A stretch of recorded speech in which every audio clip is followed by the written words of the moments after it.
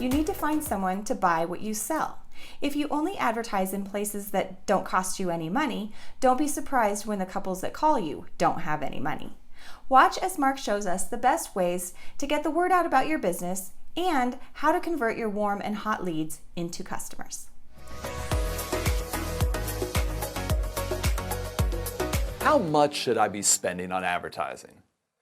Oftentimes, when someone starts a new wedding business, they invest a bunch of money in the tools of their trade, their cameras, their speakers, their lights, whatever they need to do what they do.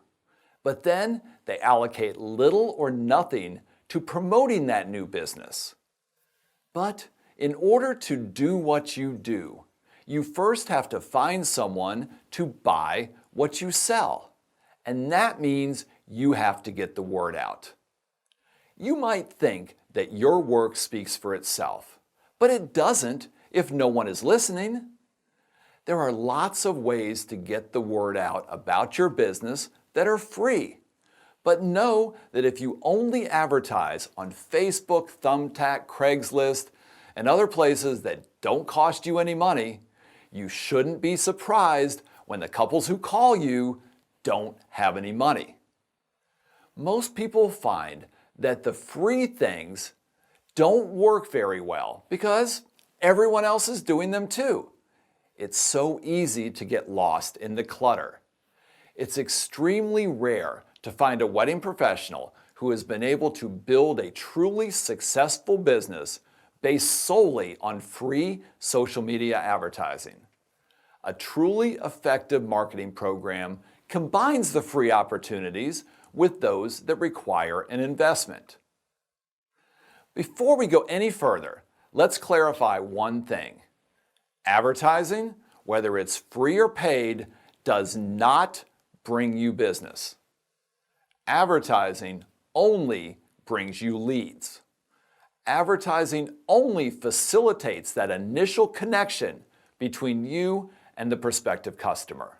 Your ads in bridal magazines, your listings on wedding websites, your booths at wedding shows, your website, their only purpose is to create interest, to get the prospective customer to respond to you, to get them to step forward, raise their hand, and express a desire to learn more. Once a prospective customer has noticed you, that's when the sales process really begins. You then have that all-important task of converting a lead into a customer. It's a three-part process. First, you have to capture the interest of the prospect and get them to reach out to you for basic information. Those are your warm leads. From there, you'll get some of them to go further into the sales process, say by coming to a tasting or an appointment. Those are your hot leads. Then ultimately, you'll convert some of those into sales, into customers. Let's reverse engineer this. I'm going to use some pretty typical numbers, but I suggest that you do this calculation for your own business with your own numbers. But let's say that your goal is to do 50 weddings a year.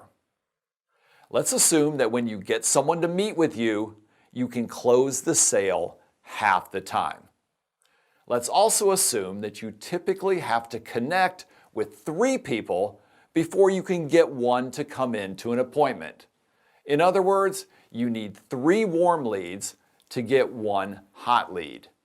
This means that to close 50 sales, you have to generate 100 hot leads. And to get those 100 hot leads, you have to generate 300 warm leads. So how much should I be spending on advertising?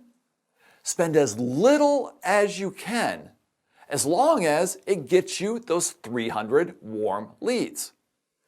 If you want to get those 50 weddings, you just need to focus on what you need to do to get those 300 people into your sales funnel.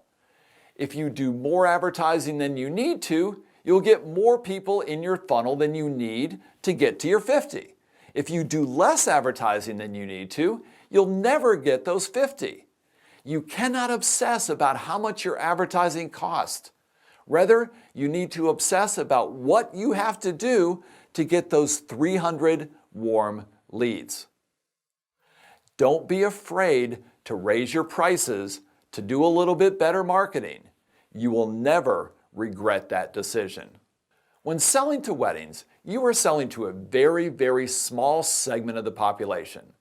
Less than 1% of the population is getting married at any particular point in time. Your advertising has to be very laser focused on this small audience in order to be effective. Not all advertising is created equal. Some magazines have larger circulations than others, some websites get more traffic than others, and some wedding shows get more attendees than others. It's not just about how much you advertise, but also how effective that advertising is. The secret to coming up with the best advertising mix for your business is to keep careful records of what works best.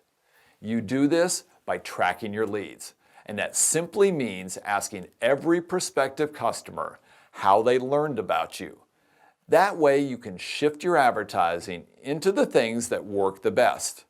We dive deeper into this in our Track Your Leads video.